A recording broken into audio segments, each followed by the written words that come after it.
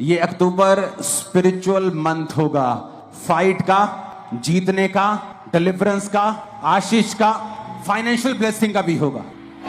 आमीन। लूका 6 उसकी 12 और 13 आयत को हम पढ़ेंगे।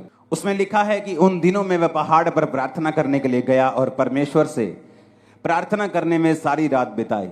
जब दिन हुआ तो उसने अपने चेलों को बुलाकर उनमें से 12 चुन लिए और उनको प्रेरित कहा। बाइबल कहती है प्रभु यीशु मसीह ने सारी रात प्रार्थना की, क्योंकि दिन को परमेश्वर को चेलों को चुनना था। एक इंपॉर्टेंट काम परमेश्वर ने करना था। परमेश्वर ये नहीं चाहते थे कि वो चर्च को, कलीसिया को, लोगों को, क्योंकि प्रभु जानते थे कि उनका एक लिमिटेड टाइम है जो उन्होंने जीना है और उसके बाद क्रूस पर चढ़ना है, मरना है और फिर तीसरे दिन मुर्दों में से जी उठना है, फिर 40 दिन प्रीच करना है और उसके बाद 41वें दिन स्वर्ग पे चले जाना है और फिर उसने लेने आना है। ये परमेश्वर को मालूम था। तो परमेश्वर जानते थे कि उसके जाने के बाद वो चेले काम करेंगे ताकि हम समझे और कोई ना समझे। इसका मतलब ये है कि हमें सबसे पहले हमारे लर्निंग के ऊपर फोकस करना होगा, हमारे समझने के ऊपर फोकस करना होगा, क्योंकि परमेश्वर हमसे कई दफा बात करता है, पर हम ये सोचते हैं कि परमेश्वर हमसे नहीं परंतु सबसे बात करता है और हमारे तरफ नहीं देख रहा परंतु सबके तरफ उसका ध्यान है।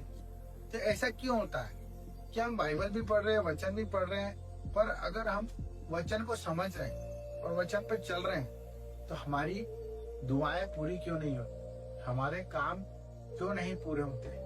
उसमें एक ही थोड़ी सी चीज है जो आप अगर सुधार सकते हैं। मैंने उस पर काम किया है, मैं उसी अनुभव से आपको बता रहा हूँ।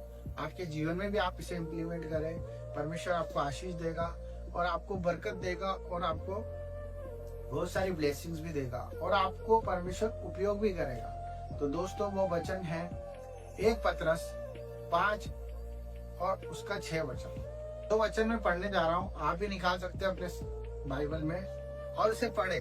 उसमें लिखा है 1 पतरस 5:6 में, इसलिए परमेश्वर के बलवंत हाथ के नीचे दीनता से रहो जिससे वह तुम्हें उचित समय पर बढ़ाए।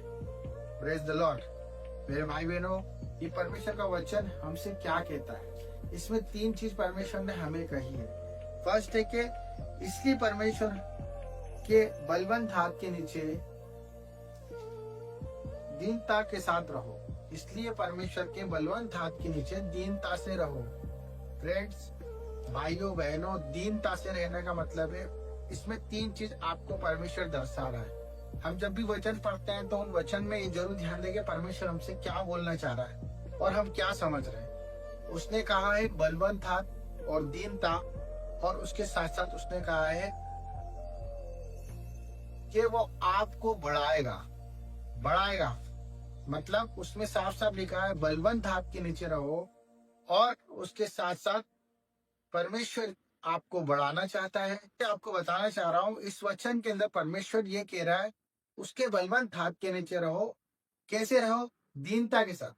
जब हम दीनता के साथ रहेंगे तो परमेश्वर हमें उचित समय में बढ़ाएगा।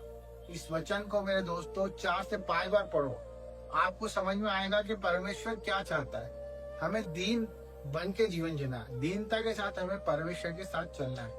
जिस तरह परमेश्वर का वचन कहता है कि अपने क्रूस उठाओ और फल की इच्छा मत रखो और बढ़ते जाओ, परमेश्वर की ओर देखते जाओ, क्योंकि जीवन में आपको कठिनाइयां आएगी, तकलीफ आएगी, पर परमेश्वर का वचन क्यों पूरा होता है जब हमारे जीवन में, जब हम दीनता से चलते हैं।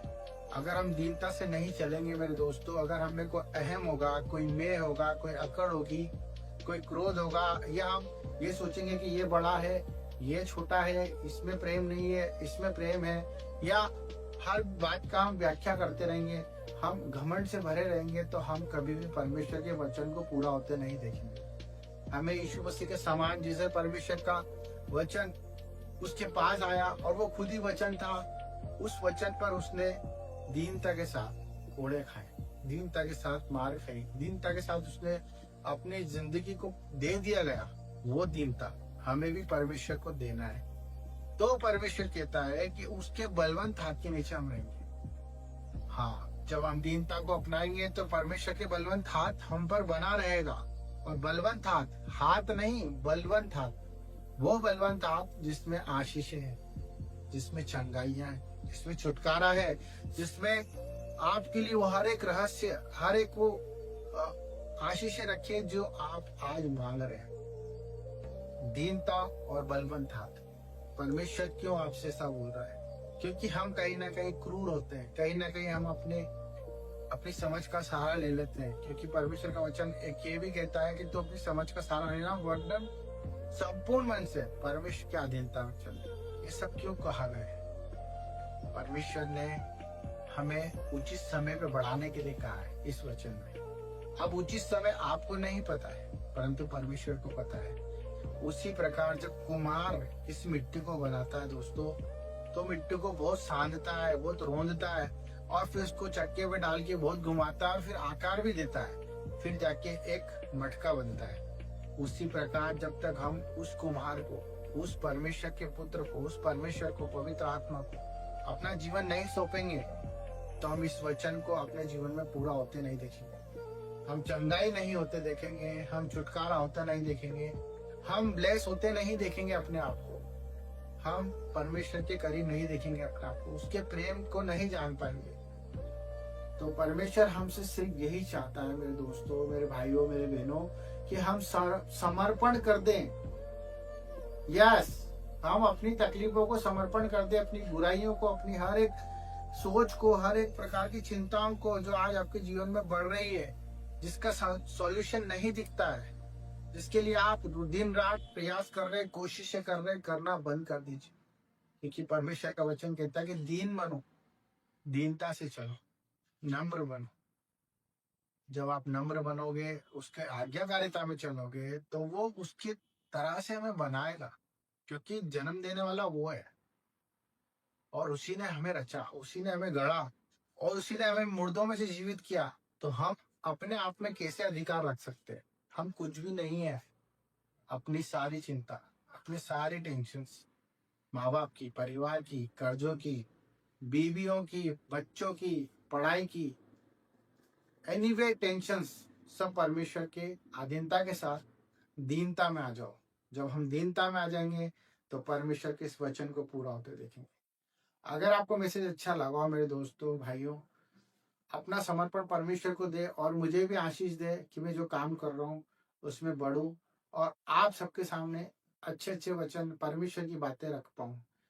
तो thank you for watching my channel. सबको जय मसीह। आमीन।